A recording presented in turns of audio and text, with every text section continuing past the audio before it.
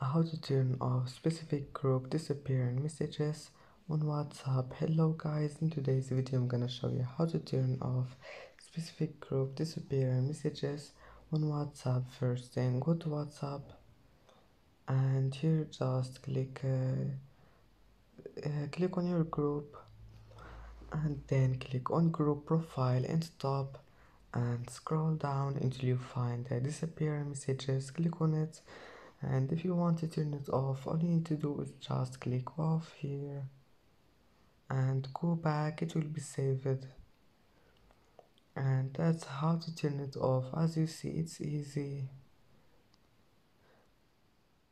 And that's it for today's video.